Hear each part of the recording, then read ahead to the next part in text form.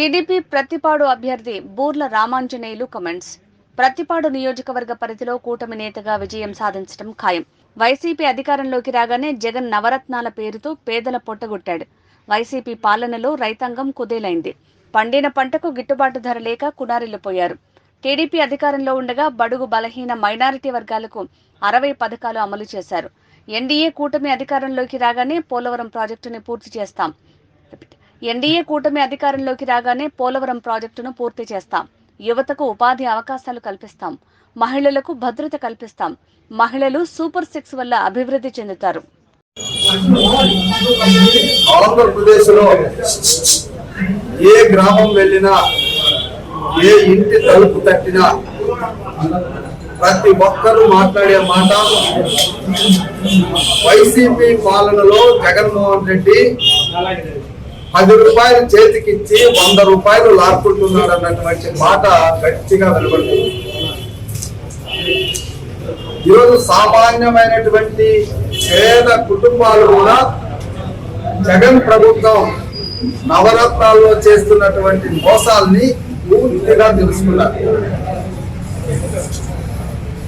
చంద్రబాబు నాయుడు గారు 2014-18 మధ్యన దాదాపుగా పేదలకి, ఎస్సీలకు, ఎస్టీలకు 27 పథకాలు, బీసీలకు 30 పథకాలు, మైనారిటీ సోదరులకి 11 పథకాలు, కాపులకి 7 పథకాలు, ఇతర వర్గాల్లో ఉన్నటువంటి పేదలకు కూడా దాదాపుగా 48 పథకాలు వెరసి 120 పథకాలతో సంక్షేమాన్ని అందించి వాళ్ళ కాళ్ళ మీద వాళ్ళు నిలబడేటట్టుగా ఆటోలు, ఇన్నోవా కార్లు, 2-3 లక్షలతో స్వయం ఉపాధితో నడపబడేటటువంటి హోటళ్లు కానీ, గ్యారేజ్లు కానీ ఇవన్నీ పెట్టుకొని వాళ్ళ కాళ్ళ మీద వాళ్ళు నిలబడమే కాకుండా 10 మందికి ఉపాధి కల్పించినటువంటి సంఘటనలు ఇప్పుడు వాళ్ళు నెవరు వేసుకుంటున్నారు.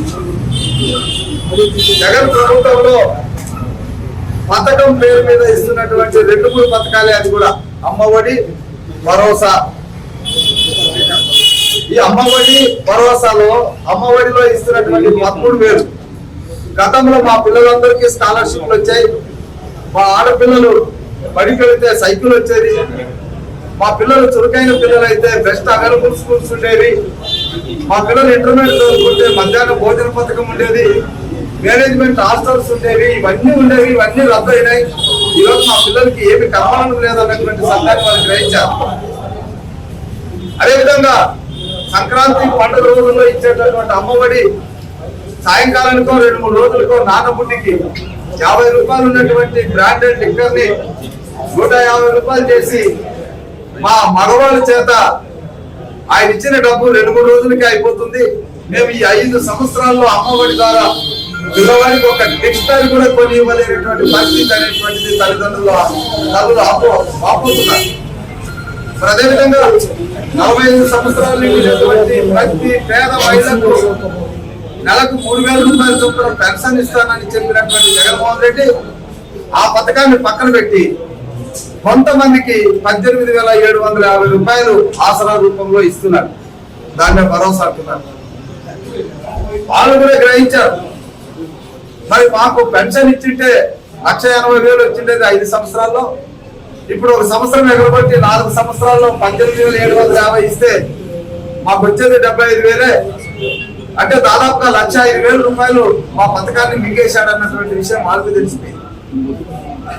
ఎప్పుడైతే చంద్రబాబు నాయుడు, పవన్ కళ్యాణ్ కలిసి బీజేపీ మద్దతుతో బాబు సూరికి భవిష్యత్తు గ్యారెంటీ ద్వారా 6 సూపర్ 6 పథకాల్ని ప్రజల్లోకి తీసుకెళ్లాము. ఆ రోజుల్లో ఒక పెన్షన్ వస్తే ఈ రోజు 4,000 రూపాయలు పెన్షన్ అంటున్నారు. ఆ రోజు ఒక అమ్మఒడి వస్తే ఈ రోజు తల్లి వందనంలో ఎంతమంది పిల్లలు ఉంటే అంతమందికి 15,000 రూపాయల చొప్పున వస్తుంది అంటున్నారు. ఆ రోజు ఒకరికి పెన్షన్ ఇస్తే 45 సంవత్సరాలు నిండిన తర్వాత ఆ పెన్షన్ కూడా ఇవ్వకుండా ఏదో భరోసా కార్యక్రమం చేపట్టి ఈ రోజు ప్రతి 18 సంవత్సరాలు నిండిన ప్రతి మహిళకు, ఇంట్లో ఎంతమంది మహిళలు ఉంటే అంతమందికి నెలకు 1,500 రూపాయలు కానీ సంవత్సరానికి 18,000 రూపాయల చొప్పున మరి ఆడబిడ్డ నిధి కింద వస్తుందన్నటువంటి సత్యాన్ని గ్రహించారు. అదేవిధంగా చంద్రబాబు నాయుడు గారు ఆ రోజు 2,000 రూపాయలు నిరుద్యోగులకి వృత్తి ఇస్తే, ఆ రోజు 6 లక్షల ఉద్యోగాలు కల్పిస్తే ఈ రోజు ఉద్యోగాలు లేవు, వృత్తి లేదు.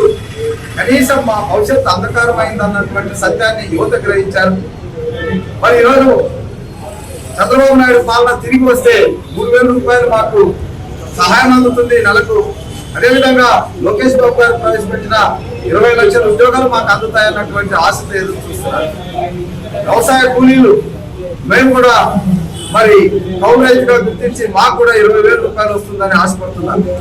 అదేవిధంగా ఇసుక ఫ్రీ అవుతుంది, మాకు పనులు దొరుకుతాయని కూలీలు ఎదురు చూస్తున్నారు. ఇలాగా అన్ని వర్గాల వాళ్ళు, ఇటు ఉద్యోగస్తులు నెల జీతం రావడం లేదు, పెన్షన్స్ కి నెల జీతం రావడం లేదు, నెల జీతం రావడం లేదు, వ్యాపారస్తులకి అసలు వ్యాపారాలే లేకుండా నిర్వీర్యమైనటువంటి ఈ వ్యవస్థను మళ్ళా బాగు చేయాలంటే చంద్రబాబు నాయుడు గారు రావాలి. ఆయనకు మద్దతు ఇస్తున్నటువంటి పవన్ కళ్యాణ్, మరి వీరిద్దరికి మద్దతు ఇస్తున్నటువంటి బీజేపీ, ఈ సంకీర్ణ ప్రభుత్వంలోనే ఈ రాష్ట్రం మళ్ళా బాగుపడుతుంది. రాజధాని నిర్మాణం అవుతుంది, మరి పోలవరం పూర్తి అవుతుంది, మరి ఉద్యోగాలు వస్తాయి యువతకు, మళ్ళా మహిళలకు డాక్టర్ సంఘాల ద్వారా పూర్వయోగం వస్తుంది అన్నటువంటి ఆలోచనతో అందరూ ఎదురు చూస్తున్నారు. ఈ రేపు 45 రోజుల్లో జరగబోయే ఎన్నికల్లో పూర్తిగా వైసీపీకి వ్యతిరేకంగా ఓటు వేయడానికి సిద్ధంగా ఉన్నారు. దానికి తార్కాణంగానే ఈ రోజు ఒక్క పెద్ద పల్కులూరు గ్రామం నుంచే యువకులు 30 మంది, అదేవిధంగా ఒక 60 కుటుంబాలకు చెందినటువంటి మహిళలు వాళ్ళ కుటుంబాలు ఎలా ముఖ్య అవుతున్నాయో, ఎలా అప్పులు పాలవుతున్నాయో, ఎలా నష్టాలు, ఒక సైడ్ ధరలు పెరిగి, మరొక సైడ్ పన్నులు పెరిగి, మరొక సైడ్ పనులు లేక ఎలా నష్టాలు గురి అవుతున్నారో కళ్ళతో నీళ్లు పెట్టుకొని ఈరోజు తెలుగుదేశం ప్రభుత్వంలో తెలుగుదేశం పార్టీలో జాయిన్ అవ్వడం అనేటువంటిది తార్కాణంగా రోజు కొన్ని వందల మంది జాయిన్ అవ్వడం అనేటువంటి చూస్తూ ఉంటే వైసీపీ ఇంకొక వారం 10 రోజుల్లో ఖాళీ అవ్వడం గ్యారెంటీ. ఇకపోతే మొన్న వాలంటీర్లు అనేటువంటి వాళ్ళు పేద పిల్లలు ఏదో ఊర్లోనే ఉపాధి లభిస్తుంది కదా అని చెప్పి వైసీపీ ప్రభుత్వాన్ని నమ్మి 5,000 రూపాయలకి 5 ఏళ్లుగా వెట్టి చాకరీ చేస్తున్నారు. అయితే వాళ్ళ మెడ మీద కత్తి పెట్టి లేదా వాళ్ళ తల్లిదండ్రుల మీద వడ్డీ ఈసీకి వ్యతిరేకంగా, ఎలక్షన్ కమిషన్ నియమ నిబంధనలకు వ్యతిరేకంగా వాళ్ళతో సమావేశాలు నిర్వహించడం వైసీపీ నాయకులకి సిగ్గుచారు.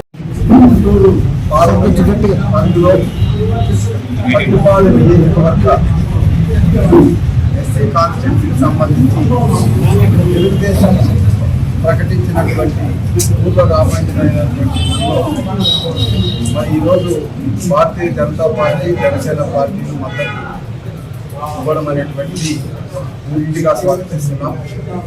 మరి మోడీ గారి నాయకత్వంలో చంద్రబాబు నాయుడు గారు, పవన్ కళ్యాణ్ కలిసి ఏర్పాటు చేసేటటువంటి సంకీర్ణ ప్రభుత్వం రాబోతుంది. కేంద్ర ప్రభుత్వం యొక్క సహాయ సహకారాలతో మరి చంద్రబాబు నాయుడు గారు, పవన్ కళ్యాణ్ కలిసి ఏవైతే బాబు సునీతి, పవన్ కళ్యాణ్ గ్యారెంటీ అనేటువంటి కార్యక్రమాన్ని ప్రతి పేద కుటుంబాన్ని లక్షాధికారులు చేసేటటువంటి కార్యక్రమాన్ని మోడీ గారి యొక్క సహాయ సహకారంతో తీసుకెళ్తాం. అదేవిధంగా పోలవరం ప్రాజెక్టు పూర్తి చేసుకుంటాం, రాజధాని నిర్మాణాన్ని కొనసాగిస్తాం. ఈ రాష్ట్రంలో ఉన్నటువంటి యువత భవిష్యత్తును కాపాడడానికి పరిశ్రమలు కల్పిస్తాం, ఉద్యోగాలు కల్పిస్తాం. ఏదైతే ప్రజాప్రభుత్వం కావాలనుకుంటున్నారో ఆ ప్రజాప్రభుత్వం ఈ 3 పార్టీల కలయికతో ఏర్పాటయ్యేటటువంటి సంకీర్ణ ప్రభుత్వమే ప్రజాప్రభుత్వంగా ఏర్పడుతుంది. మరి ఈ 5 సంవత్సరాలుగా ఒక్క ఛాన్స్ అని వచ్చినటువంటి వైసీపీ ప్రభుత్వం పూర్తిగా అన్ని వర్గాల వారు, రైతుల్ని, మహిళల్ని, యువతను, రైతు కూలీల్ని, ఎస్సీలను, ఎస్టీలను, బీసీలను, మైనార్టీలను, కాపుల్ని, మరి అదేవిధంగా ఇతర వర్గాల్లో ఉన్నటువంటి పేదలను అందరినీ కూడా దాదాపు 120 స్కీములు రద్దు చేసి వాళ్ళ వెన్నెంకి విరిసి వాళ్ళ భవిష్యత్తును అంధకారంలోకి నెట్టేయడమే కాకుండా విపరీతమైనటువంటి అప్పులతో ప్రతి కుటుంబం మీద ఈరోజు దాదాపుగా 6 నుంచి 8 లక్షల మధ్య అప్పు మోపడం అనేటువంటిది చాలా దురదృష్టకరం. ప్రాజెక్టు విషయంలో కానీ, అభివృద్ధి విషయంలో కానీ ఎక్కడ వేసిన పోగాడు అక్కడే ఉంది. ఇలాంటి ప్రభుత్వాన్ని శాశ్వతంగా ఇంటికి పంపాలనేటువంటి ఉద్దేశంతోనే ఈరోజు తెలుగుదేశం, జనసేన, బీజేపీ కలిసి పోరాటం జరపడం అనేటువంటి ఎన్డీఏ నాయకత్వం, ఎన్డీఏ నాయకత్వం, తెలుగుదేశం, తెలుగుదేశం. వర్ధిల్లాలి తెలుగుదేశం, వర్ధిల్లాలి వర్ధిల్లాలి జనసేన పార్టీ, వర్ధిల్లాలి వర్ధిల్లాలి జనసేన పార్టీ. వర్ధిల్లాలి